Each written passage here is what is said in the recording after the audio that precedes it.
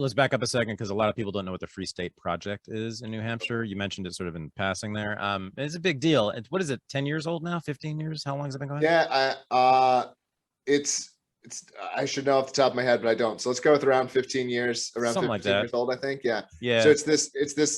it's an intentional migration of Mm. libertarians to a state, with the idea being that you can actually affect there's not enough libertarians to win nationally, which I agree with. I basically regard libertarianism as a minority political preference. I think there are a lot of apolitical people who would choose to live in a libertarian society if one existed, because I think it's good for apolitical people. But I think among people who have strong political preferences, I actually think political preferences aren't that persuadable. They're only persuadable a little bit. I think some of our political preferences are closer to how gay we might be, in the sense that it's you're not going to necessarily argue someone. Like, I was kind of wired the way I've been since a young age, whatever it was about me, right?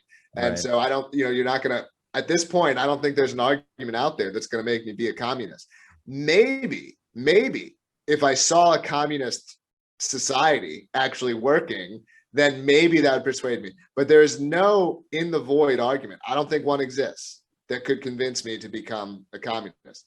But as a scientist, I support people trying communism. There are enough libertarians to win. And so libertarians have been concentrating in New Hampshire. There's more than 6,000 of us who have relocated here, who are very active. And so we've got 40 free staters. That's what we call libertarians in New Hampshire. We call them free staters. There are 40 free staters who are elected to the state legislature. There's more to other local offices. The House Majority Leader is a free stater. He moved from Michigan 10 years ago. He's a free stater. We fought all the COVID stuff. We reformed emergency powers. We're the only state to cut taxes and spending last year. Only state. We've got one of the best school choice programs in the country now. And even like micro stuff, like it's easy to start a brewery. We're getting rid of licensing around all these tiny things.